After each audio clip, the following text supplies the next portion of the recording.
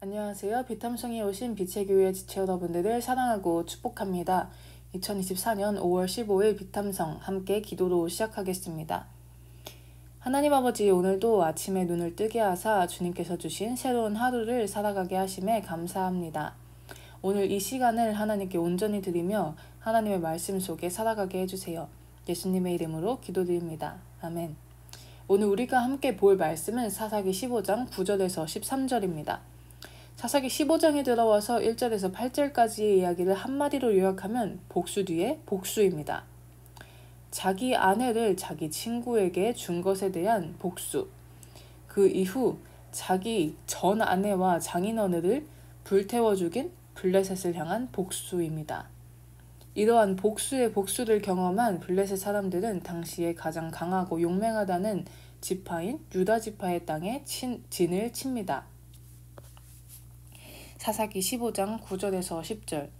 블레셋 사람들이 쳐올라와서 유다 땅에 진을 치고는 레이 지방을 짓밟았다. 유다 사람들이 그들에게 말하였다. 당신들은 무엇 때문에 우리를 치러 올라왔소? 그들이 대답하였다. 삼손을 잡으러 왔소. 삼손이 우리에게 한 대로 우리도 그에게 갚아주겠소. 블레셋 사람들이 유다 땅에 진을 치고 레이 지방을 짓밟습니다. 이러한 상황이 오자 유다 사람들은 쳐들어온 블레셋 사람들에게 당신들은 무엇 때문에 우리를 치러 올라왔소? 라고 물어봅니다. 그러자 블레셋 사람들은 삼손을 잡으러 왔소. 삼손이 우리에게 한 대로 우리도 그에게 갚아주겠소? 라고 말합니다. 한마디로 삼손이 너네 사살하며 삼손 데려와. 우리가 걔 없애버릴 거야. 라고 이야기한 것입니다. 여기에 대한 유다 사람들의 올바른 대답은 무엇일까요? 삼손은 유다 사람들과 같은 이스라엘 사람이었습니다. 또한 그가 아무리 사사같이 행동하지 않더라도 하나님께서 세우신 사사였습니다. 그리고 블레셋의 지배하에 이스라엘 백성들은 모두 블레셋을 무서워하고 있을 때 유일하게 블레셋을 두려워하지 않던 사람이 바로 삼손이었습니다. 이스라엘 사람들은 블레셋에 의해 지배당하고 있었습니다. 지배를 당하고 식민지가 된다면 그들은 자유와 독립에 대한 염원과 희망을 가지고 있었어야 했습니다. 또한 이스라엘을 찾아온 블레셋의 명수를 보면은 더 정확하게 알 수 있습니다. 사사기 15장 16절. 이렇게 외쳤다. 나귀 턱뼈 하나로 주검을 무더기로 쌓았다. 나귀 턱뼈 하나로 1000명이나 쳐 죽였다. 이후에 나오는 이야기인 삼손이 나귀의 턱뼈로 1000명을 죽인 것을 모아서 당시 유다 지파에게 찾아온 블레셋 사람들은 1000명일 것입니다. 사사기 15장 11절 전반절.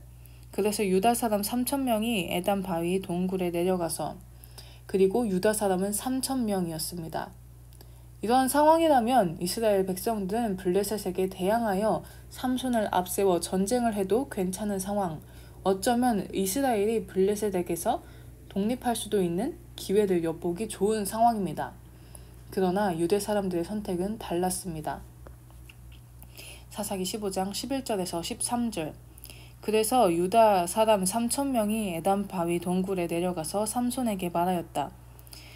블레셋 사람들이 우리를 지배하고 있다는 것을 당신은 잘 알지 않소. 그런데 당신이 어찌하여 우리에게 이런 일을 미치게 하시오. 삼손이 그들에게 대답하였다.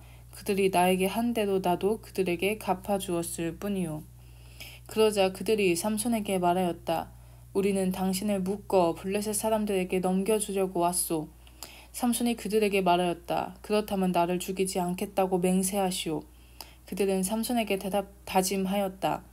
결코 죽이지 않겠소. 우리는 당신을 묶어서 그들에게 넘겨만 주겠소. 결코 우리가 당신을 죽이지는 않겠소. 그리고 그들은 새 밧줄 2개로 그를 묶어서 바위 동굴에서 데리고 나왔다.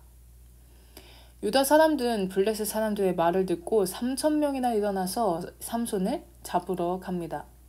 그리고 그 3000명은 삼손에게 우리는 당신을 묶어 블레셋 사람들에게 넘겨주려고 왔소라고 이야기합니다. 도대체 왜 유다 사람들은 이와 같이 반응했을까요? 더 나아가서 이스라엘 사람들이 삼손을 하나님께서 주시기 이전에 하나님께 왜 전혀 부르짖지 않았던 것일까요?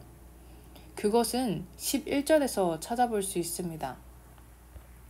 11절을 성경의 원래 언어인 히브리어 원어로 보면 블레셋 사람들이 우리를 지배하고 있다는 것을 에서의 지배하다라는 말은 마수알이라는 단어를 사용했습니다.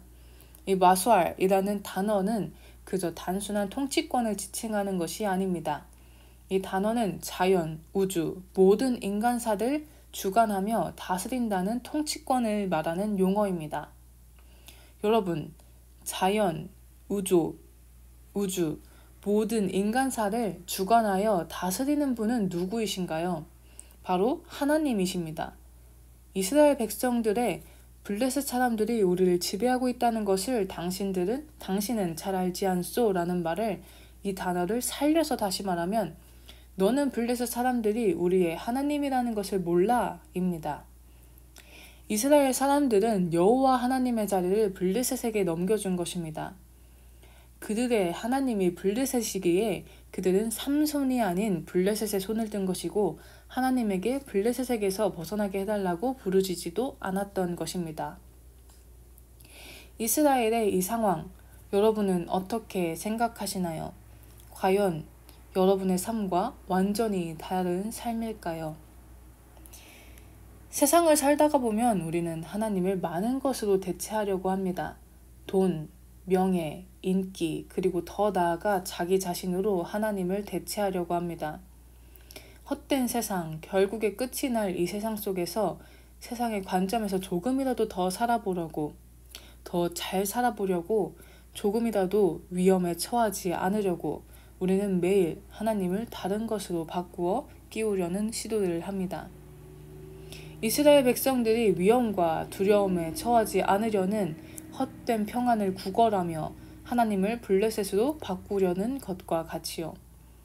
그리고 그러한 삶에 너무도 익숙하여서 나의 신이 하나님인지 아니면 세상인지 구분을 하려고 하지도 않습니다. 우리 더 이상 하나님을 다른 것으로 대체하지 맙시다. 우리의 진정한 왕, 우리에게 진정한 만족과 평안을 주시는 하나님을 우리 하나님으로 진정으로 인정하기 바랍니다. 지금까지 나의 마음의 왕좌를 너무도 많은 것들에게 내어주었다면 그 왕좌를 다시 하나님께 드리는 우리가 되기 원합니다. 그러기 위해 우리 먼저 하나님께 기도로 이 하루를 하나님께 올려드렸으면 좋겠습니다.